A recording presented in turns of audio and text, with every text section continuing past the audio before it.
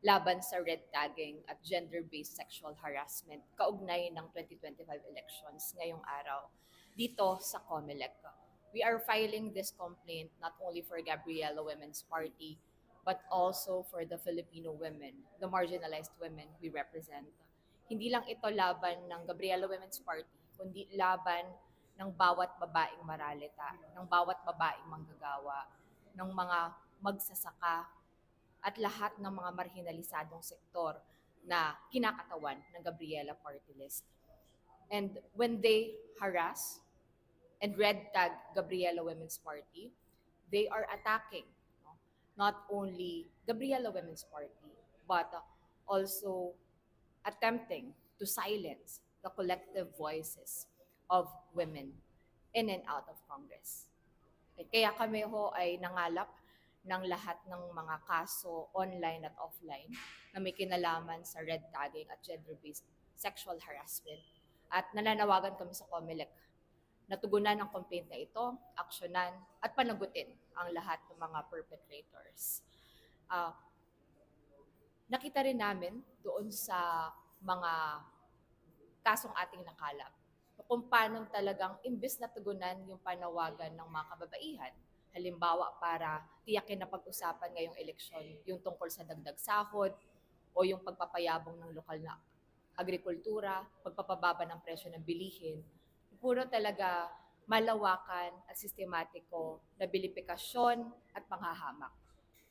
We take all these cases seriously because they not only harass but also threaten the lives and safety of Gabriela Women's Party's officials, members, our constituents, and also our duly elected representative now, it's Representative Arlene Rosas.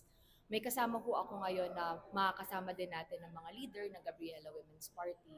Hindi lang kasi national leadership ang affected dito, no, pati po ang ating mga chapters, members nationwide.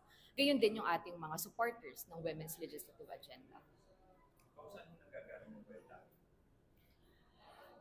Kabilang ang malawakan at sistematiko ng mga bilifikasyon at panghahamak sa mga kababaihan at mga leaders ng Gabriela Women's Party, nagmumula mismo sa NTF-ELCAC, mga paid trolls na talagang matagal na natin pinapaimbestigahan, no, na napakalawak ng disinformation at paninira laban sa Gabriela Women's Party. At hangad po natin na magawa ang lahat ng mga pamamaraan upang matigil ito at mapanagot ang mga nasa likod nito.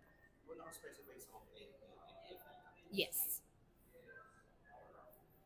Mula sa hanay ng mga kabataang kababaihan, kami mula sa Gabriela Youth ay mariin na sinusuportahan ang inihain na complaint ng Gabriela Women's Party laban sa red tagging at harassment sa ating mga progresibong individual at organisasyon. Kinikilala natin na ang red tagging at harassment ay inilalagay sa delikadong posisyon ang mga individual at organisasyon na nagsusulong ng karapatan ng mga kababaihan, bata, LGBT at ng bayan.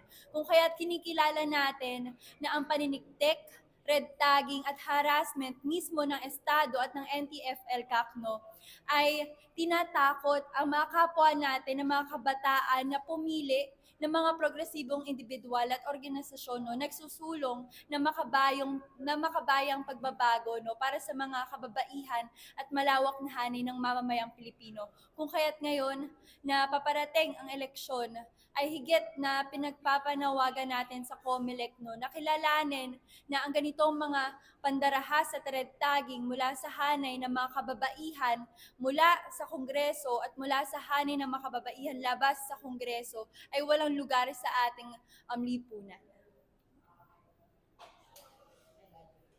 Magandang umaga. Mula naman po sa Gabriela Women's Party, kababaihan sa komunidad na isang leader na nakakaranas ng mga harassment na nanggagaling sa NTF-ELCAC. Napipigilan yung mga kababaihan sa community na magsiwalat o mag-join sa Gabriela Women's Party dahil nga dun sa mga red tagging na nararanasan po namin bilang isang leader sa komunidad.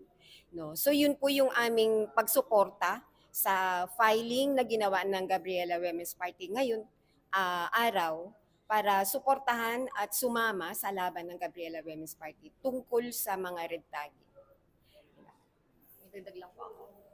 Yan. Ang complaint ng Gabriela Women's Party laban sa red tagging at gender-based sexual harassment ay nakabatay doon sa nilabas na resolution ng COMELEC tungkol sa anti-discrimination